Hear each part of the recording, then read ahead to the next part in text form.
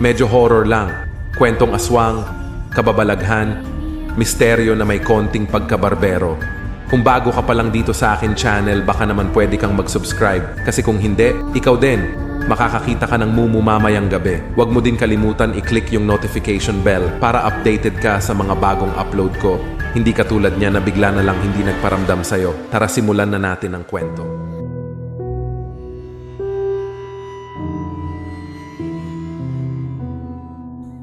Hi everyone! Ang kwentong to ay hango sa totoong buhay.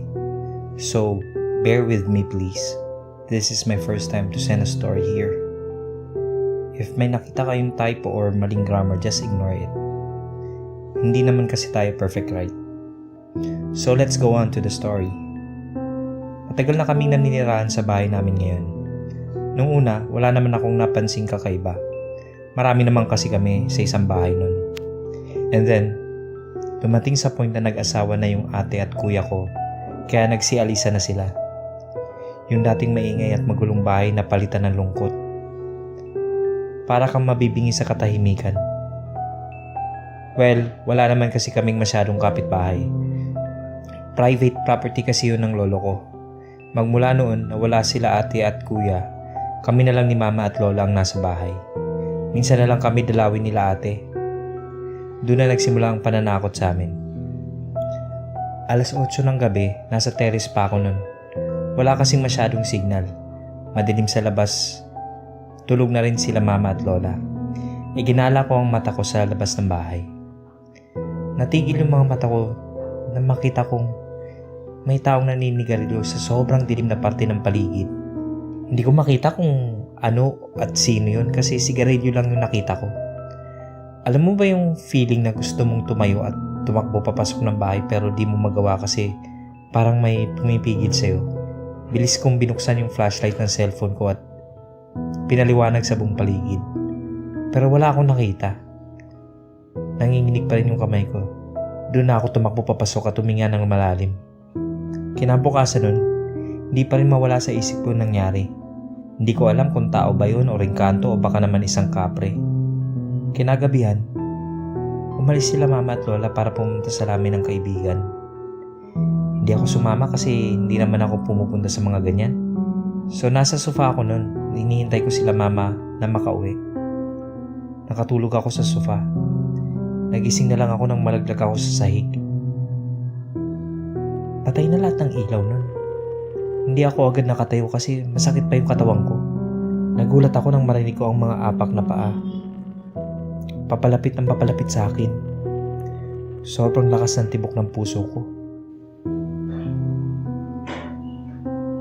Bumabagsak ng mga luha sa mga mata ko dahil sa takot.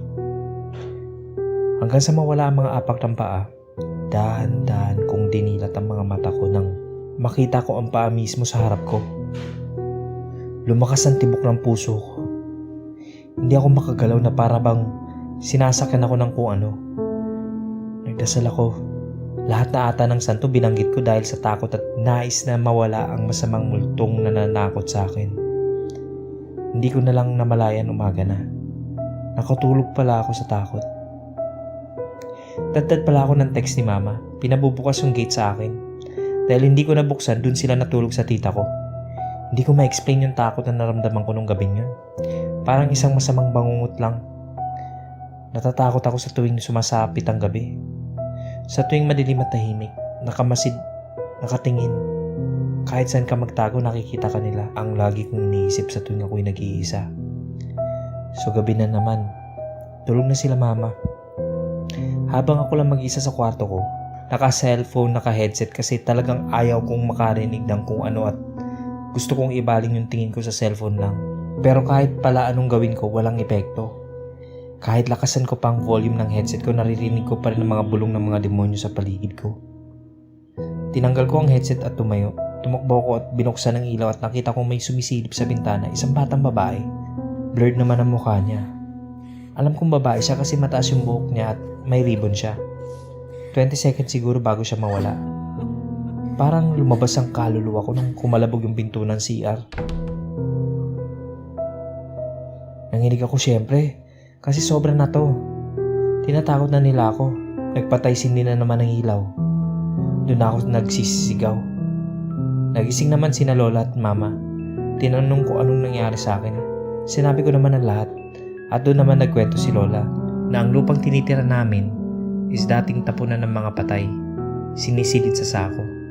Pinupugutan ng ulo. At yung huling pinatay daw sa lupa na tinitira namin ngayon is magpamilya daw. At karamihan daw sa namatay bata. Ngayon pinabless na nila mama yung bahay namin. Bumalik naman yung ate ko kasama mga anak niya kasi kakahiwalay lang nila ng asawa niya. Naging makulay ulit yung bahay na nooy sobrang tahimik. Sa ngayon wala na naman ako nararamdamang kakaiba. Pero malay natin, di ba? Kung gusto mong updated ka sa lahat ng bagong videos, click na ang subscribe button at notification bell